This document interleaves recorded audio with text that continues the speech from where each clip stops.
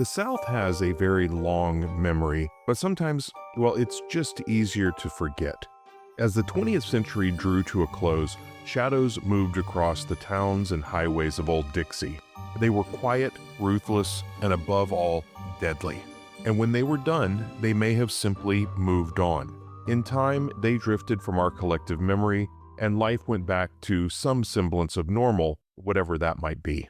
The victims these shadows left, however, are the ones that keep retired investigators up at night. These bodies were found buried in the scrub, or submerged in canals, or even lifeless in their own beds. Their families were left to grieve, and the killers, they simply vanished like smoke. Even decades later, the detectives who worked these cases have never forgotten, no matter how hard they may have tried. Welcome to Haunts and Hollows, True Tales of the Gothic South. I'm your host, mystery author Liam Ash. In this episode, I'll be taking a look at 3 serial killers from the Gothic South. Their prey, their habits, and their hunting grounds may have all been different, but they all share one critical factor. They were never caught. So now, some 30, 40, or perhaps 50 years later, we have to ask the question, are these predators still on the hunt? This episode of Haunts and Hollows is sponsored by my friends at Arcanoctus. They invite you to unlock your curiosity with their collection of the odd, the unusual, and the obscure. Now, the 1970s have been called the dawn of the serial killer golden age. It was the decade that birthed Ted Bundy, John Wayne Gacy, the Son of Sam, Henry Lee Lucas, the Torso Killer, and literally hundreds of others. According to a study by Radford University, in the first half of the 20th century, there were 50 to 60 active serial killers in each decade. By 1970, that number had exploded to more than 600. Then 768 during the 1980s and 669 in the 1990s.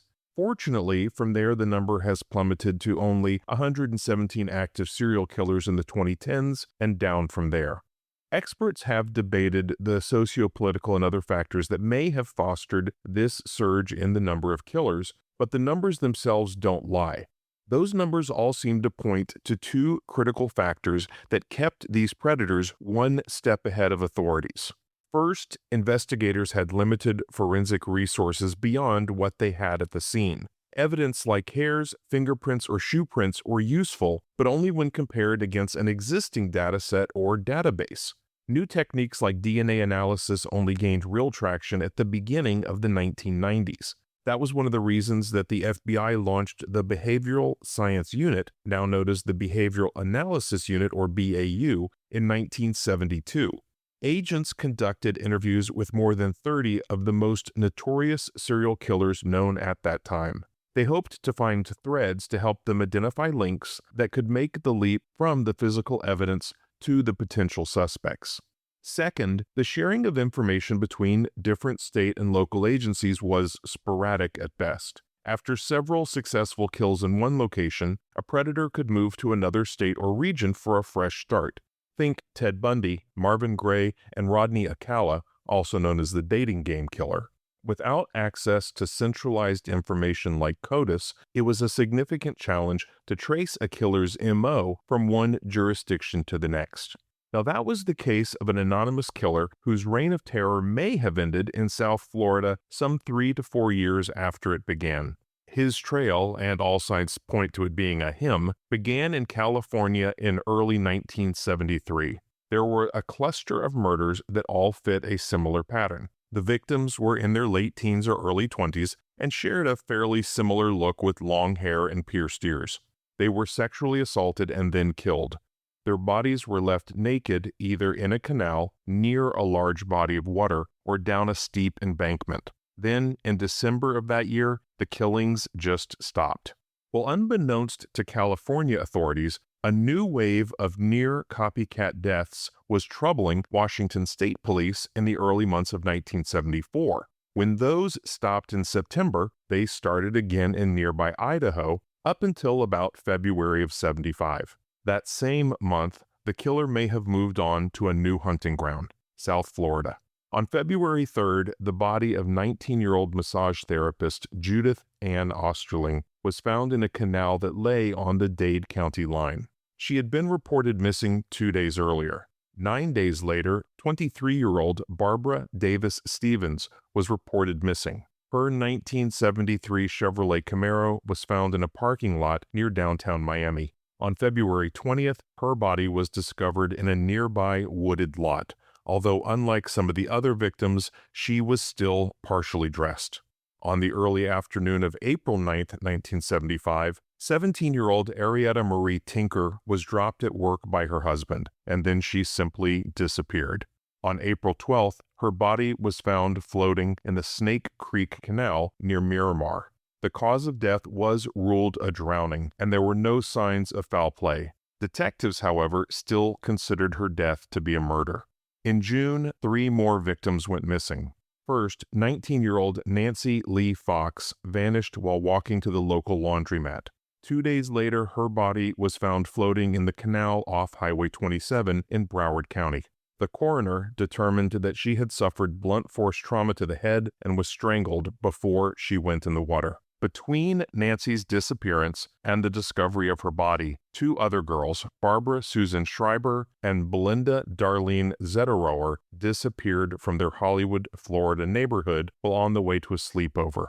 The next day, their bodies were found near a canal along Highway 27. Unlike some of the other murders in this series, the pair had been shot and were still fully clothed. 2 weeks later, 14-year-old Robin Leslie Losh was found dead in the same Highway 27 canal and only half a mile from where Barbara and Belinda were found. She, like the other 2 girls, was still fully clothed. However, she had been drowned, not shot. In July, the bodies of 2 missing women were found, and their cases shared some striking similarities. On the 23rd, 27-year-old Ronnie Sue Gorlin was found naked and dead in the Graham Canal. There were clear signs that she had been sexually assaulted and then stabbed to death. One very important clue, her rented car was found in a nearby parking lot with one of its tires slashed. 8 days later, the naked body of 21-year-old Elise Rapp was found in the same canal as Ronnie's had just a few days earlier. She too had been sexually assaulted, although the coroner noted that she had been drowned, not stabbed. As in Ronnie's case, however, Elise's Chevrolet Vega was found at a nearby parking lot with a deflated tire.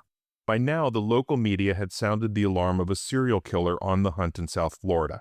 The man that they dubbed the Flat Tire Killer seemed to be targeting young women across the region. While Dade County Police had 9 bodies and several crime scenes to work with, they didn't have any suspects on which to focus their investigation. They did, however, have an unexpected ally in their hunt for the killer. Sergeant E.O. Carlstedt of Sonoma County, California, had been working on the series of deaths that began in early 1973.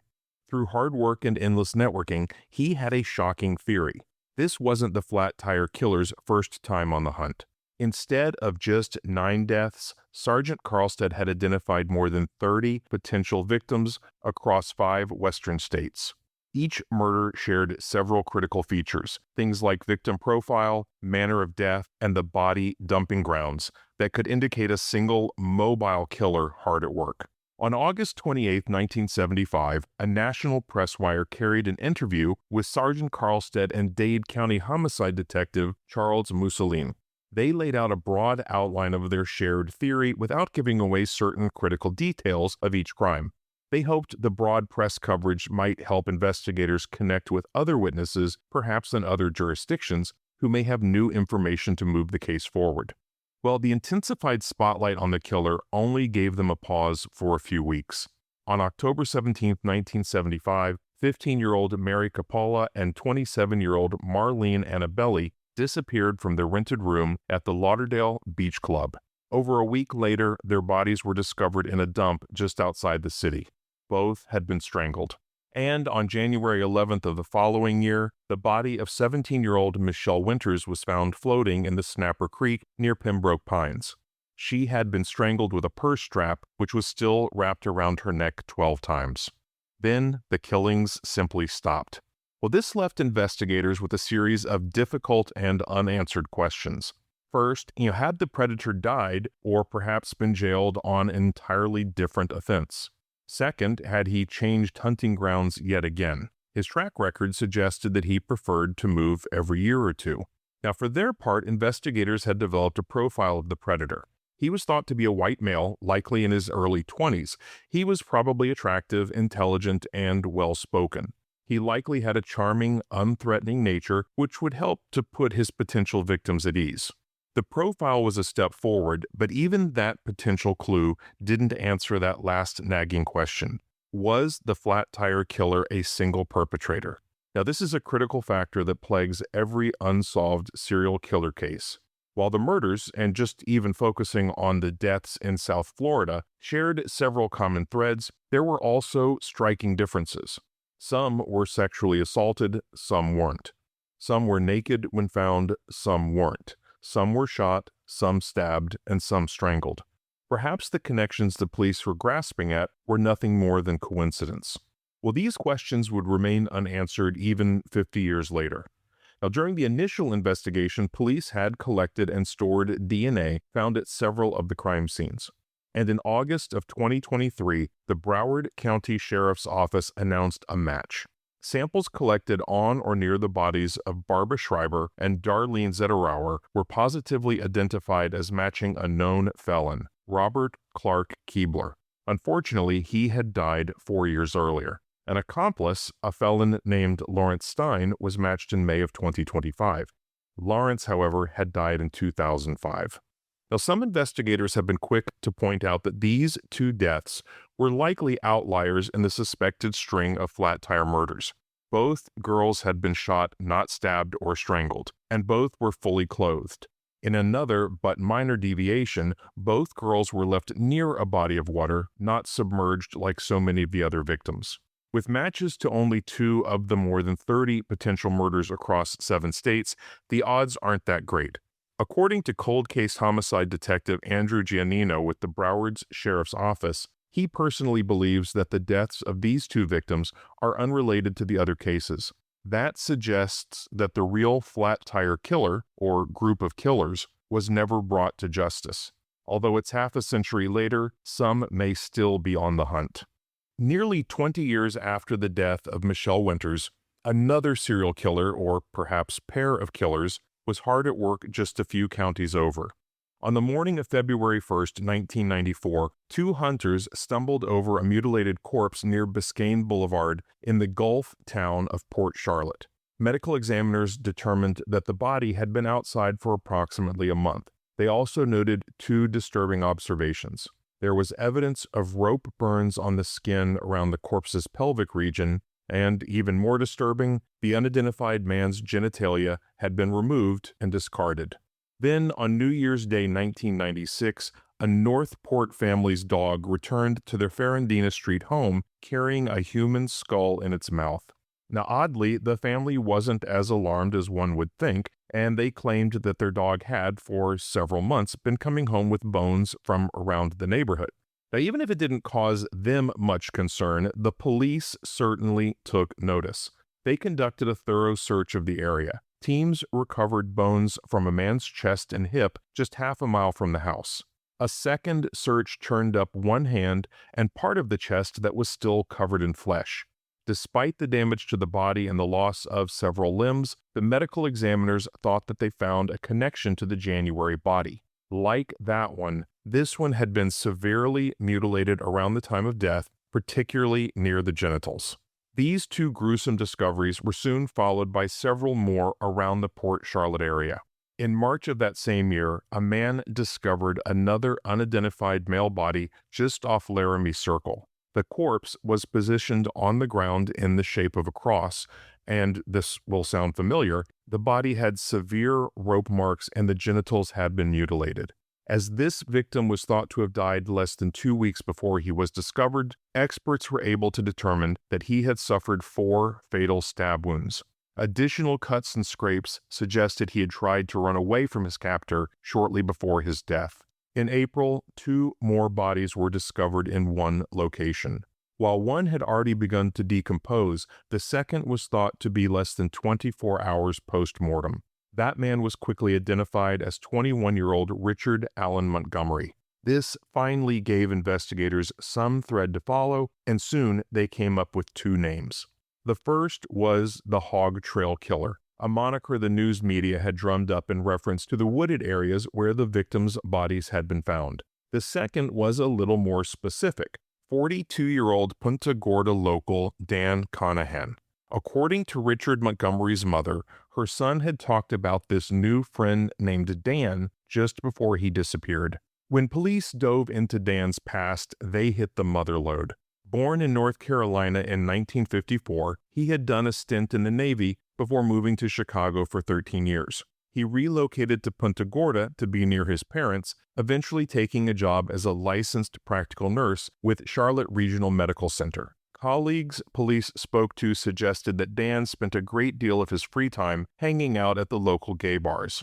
The more locals they spoke to, the more certain they were that they had the right man in their sights. One witness was found in a surprising place, the Charlotte County Prison. An inmate named David Payton was currently serving time for grand theft auto. Now, the story he had always stuck to, however, made far more sense in the context of the discovered bodies. David recounted that a man he knew only as Dan had picked him up in a blue Mercury Capri and driven him into the woods. When the car got stuck in the mud, Dan got out and tried to push the car free. Eventually, a four-wheel drive truck appeared, and the driver helped Dan to push the vehicle. David claimed that while looking back to check their progress, he noticed a bag tucked behind the front seat. The bag held a length of rope, a tarp, a pair of gloves, and several knives. As his host spoke to the driver of the truck, David hopped into the driver's seat and sped off. In what Fort Myers investigator Richard Harrison called a ballsy move, Dan Conahan actually reported the car as stolen. Despite David's claims that he had fled fearing for his life, he was arrested and sentenced for the theft. The task force knew that this story was a key piece of evidence, and they requested that David take a lie detector test.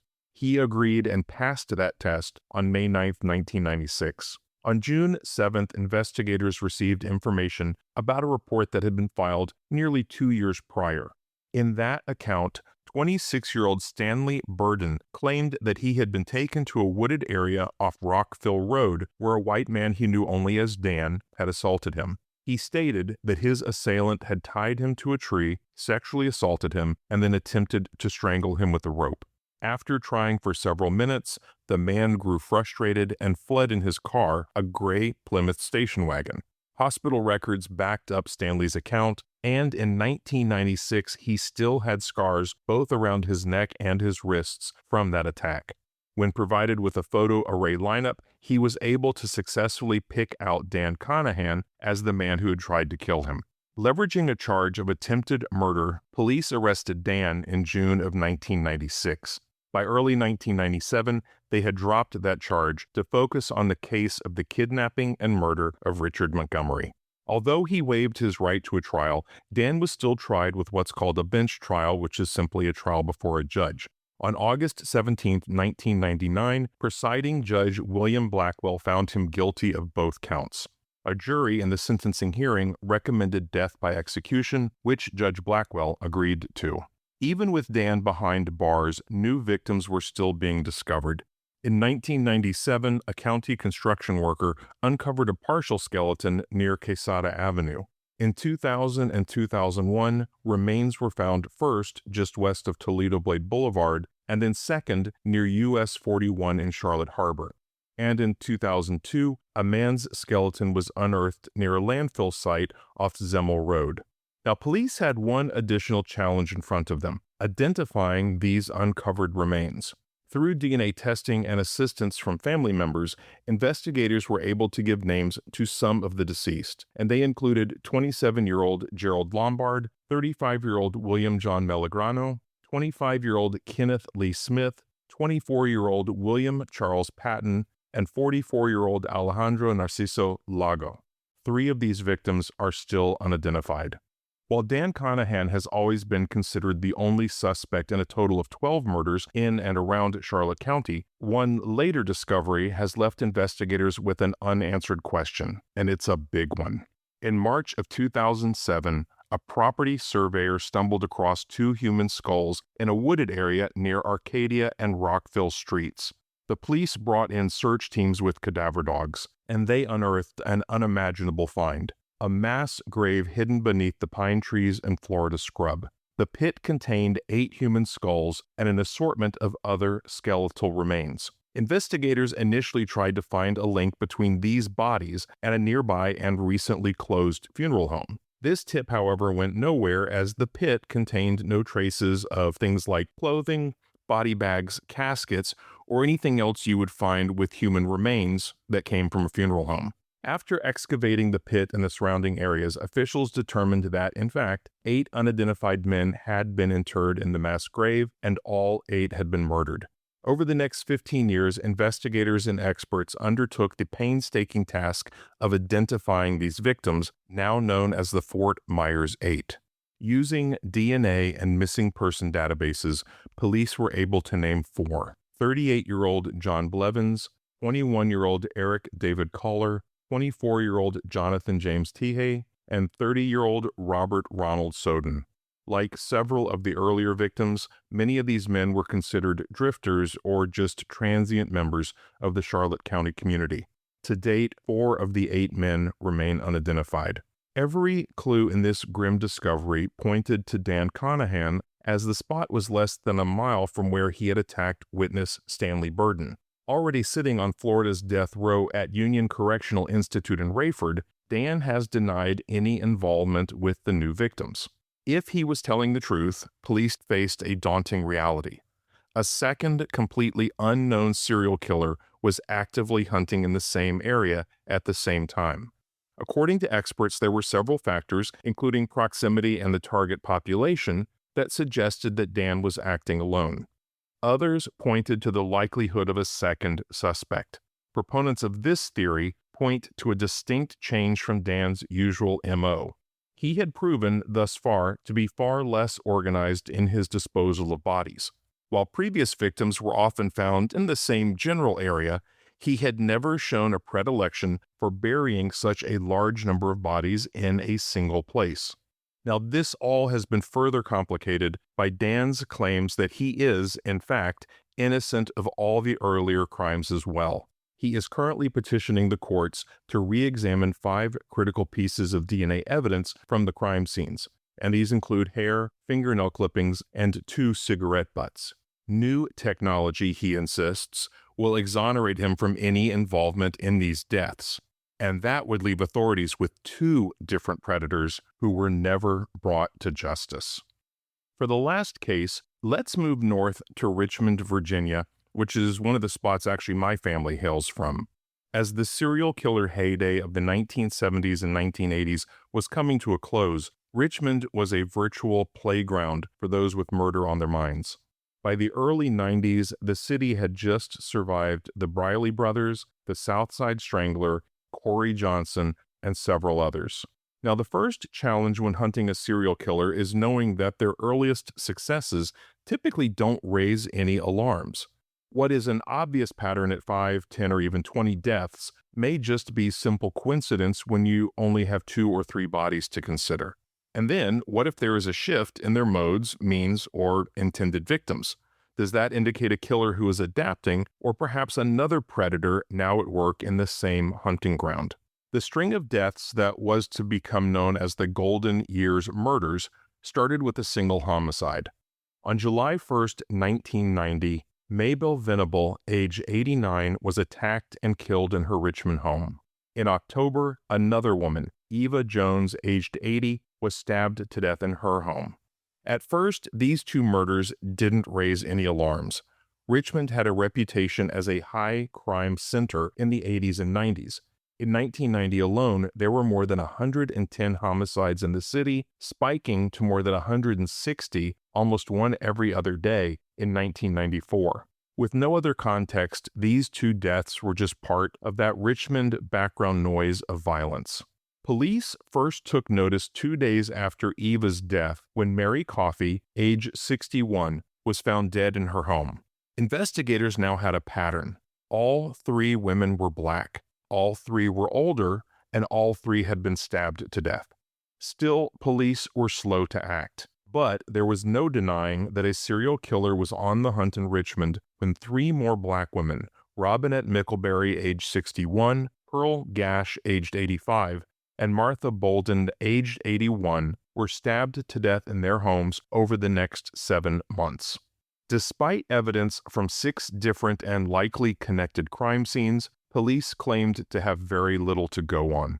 With Richmond's reputation for violence in the 1990s, there were already calls for the city's female citizens to protect themselves. Stores reported a surge in sales for personal protection essentials. Think things like guns, deadbolts, and watchdogs. Neighborhoods organized their own citizen patrols, and these efforts actually seemed to work at first. And through the end of 1993, police reported no other deaths that fit this clear pattern. But despite that respite, investigators made virtually no headway in identifying or apprehending the killer. The specter of a serial killer preying on Richmond's seniors returned on August 16, 1994, more than 2 years after the death of Martha Bolden. The body of Phyllis Harris, aged 59, was found in her home. At first, it looked like the same killer was once again on the hunt. But Phyllis's death was different. Now, yes, she was older, but she was white and she had been strangled, not stabbed.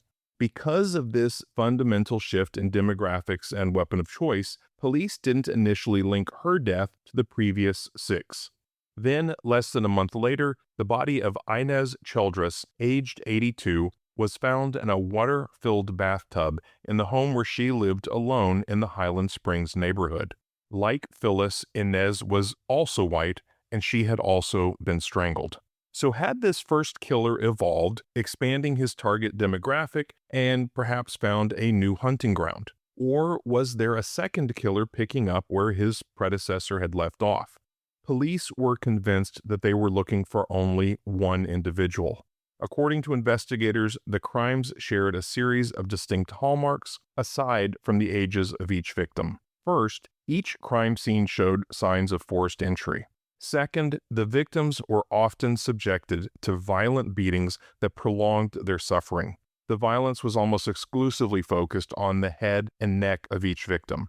Now, despite this violence, there were no signs of sexual assault, and that was unusual. In many cases, the bodies were staged after death, including several who were positioned in bathtubs to simulate a drowning. The bathtubs, however, were often topped off with cleaning chemicals to help destroy forensic evidence.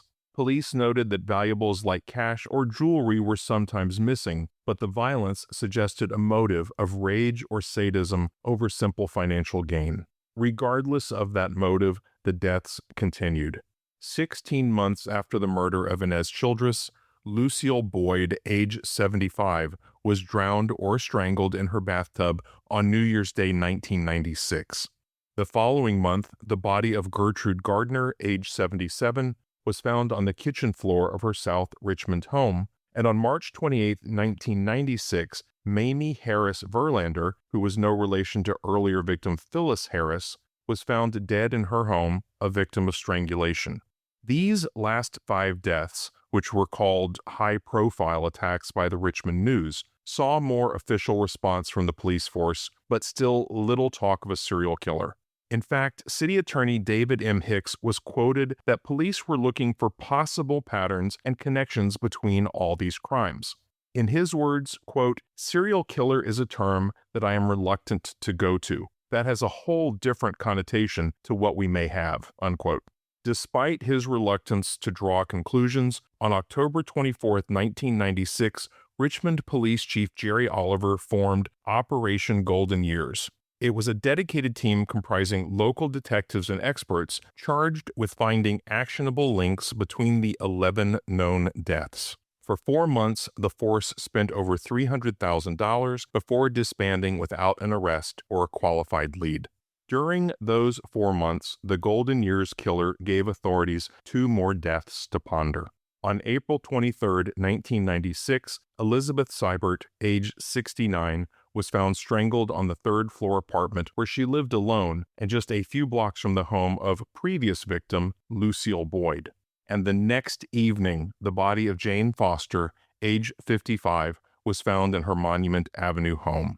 Now, complicating police efforts were several other deaths that were similar to these 13, but which might not have been perfect matches. The murders of 4 elderly women during the same 6-year period were initially considered but ultimately rejected when other culprits were identified. Some 4 years after the death of Jane Foster, police focused their attention on a potential suspect. 51-year-old Leslie Leon Burchart, a mentally ill homeless man, had been arrested in July of '96 for trespassing. During an interview with arresting officers, he confessed to killing 3 other homeless men in Richmond. First, there was the 1994 strangulation death of 35-year-old Montague DeWitt Winston. Then the murder of 46-year-old Gary Wayne Shelton, whose skull had been crushed, and the beating and strangulation death of 42-year-old carpenter John Wade Pleasance 2 weeks after the second murder. And for these crimes, he did receive life in prison. It turns out that Leslie might not have been done. To the shock of investigators, in 2000, he confessed to killing 4 of the Golden Years killer's victims: Lucille Boyd, Mamie Verlander, Elizabeth Seibert, and Jane Foster. In his confession, he allegedly described in exacting detail many of the circumstances under which the murders took place, including several unreleased facts that police felt only the killer would know. Police thought that they were finally on the right track to solve the series of murders that had started more than 10 years ago, but it wouldn't be that simple. Now, after his initial conviction, Leslie served his sentence at the new Wallens Ridge State Prison, which was a Level 5 Supermax facility in Big Stone Gap, Virginia. His health, though, quickly deteriorated, mostly due to his advanced heart conditions. In mid-2002, he died at nearby Lonesome Pine Hospital, just 2 days shy of his 53rd birthday. As a parting gift to officials just before his death, he recanted his confession to killing the 4 women. Given that Leslie suffered from schizophrenia and that there was no physical evidence actually linking him to any of these crimes, the confession must be considered dubious at the very best. As a classic serial killer, he lacked a clear methodology, and he didn't seem capable of the painstaking efforts following some of the murders to eliminate forensic evidence. So where did that leave investigators? It left them back at square one. Now, there was very little news on the Golden Ears killer until late 2013, when a retired police detective named Ron Reed made a series of shocking claims. He had been involved in Leslie Burchart's arrest and had conducted several interviews with the suspect. His first claim, he firmly believed that Leslie had actually killed far more people than originally thought. He identified 2 of these victims by name, Rachel Henshaw and William R. Merrill. In the death of 81-year-old Rachel, Detective Reed claims that Leslie saw her lying in a bed at a now-closed adult care facility. He thought that she was suffering needlessly, and in Leslie's own words, quote, "I removed the oxygen mask and I watched her suffocate and then I left the room," unquote. Detective Reed claims that he showed a photo of the suspect to a nurse who had seen a man leaving Rachel Henshaw's room and that she had positively identified that man as Leslie Burchart. With 47-year-old William, the accused allegedly said, "The guy was just like me. He was suffering. I took my shirt off, I put it around his neck, and I choked him." So why weren't these 2 deaths officially attached to Leslie? According to the detective, it was all politics. Richmond had earned the unenviable nickname as America's murder capital, and 2 more deaths just reinforced that idea. According to Reed, he was ordered to cover it up. Officials told him that he would be fired and lose his pension. In his own words, he was told, "We do not need to change them to a homicide because it would raise the homicide rate. Don't tell the family, don't change anything." Well, after 13 years of guilt and sleepless nights, Detective Reed felt he needed to come clean, if only for those families. Current police officials still claim that he is mistaken. Rachel Henshaw, they say, died of natural causes, while William Merrill died from acute alcohol poisoning. Regardless of Leslie's guilt in those or any additional murders, that leaves the city of Richmond with one very uncomfortable truth. The Golden Ears killer was likely never caught. And to compound this concern, were the deaths the result of one killer's work or 2? Was one culprit responsible for the 13 known deaths with a significant shift in methodology halfway through, or was it a pair of suspects, each with a different MO and a different urge to kill? Save another breakthrough or a suspect with better traction than Leslie Burchart, Richmond will likely never know. Well, next up on Haunts and Hollows, True Tales of the Gothic South, we'll turn back the clock to 1996 and the bizarre death of Robert Dennis Blair Adams. He left his home in British Columbia and drove nearly 3,000 miles only to die in Knoxville, Tennessee, in one of the most head-scratching crime scenes I've ever researched. If you're looking for more folk legends and true tales from the Gothic South, I invite you to subscribe to this podcast. You'll get a new episode every other week. In each, we will uncover the places, the people, the customs, and the stories that lurk in the shadowed histories of the South. You can also check out my latest book, Florida Coast, for a guided road trip to more than 80 of the darkest, most shadowed spots in the Sunshine State. If you'd like to see me in person, visit me online at hauntsandhollows.com for a list of my latest releases and a schedule of cons and events that I attend all around the South. Until then, safe travels.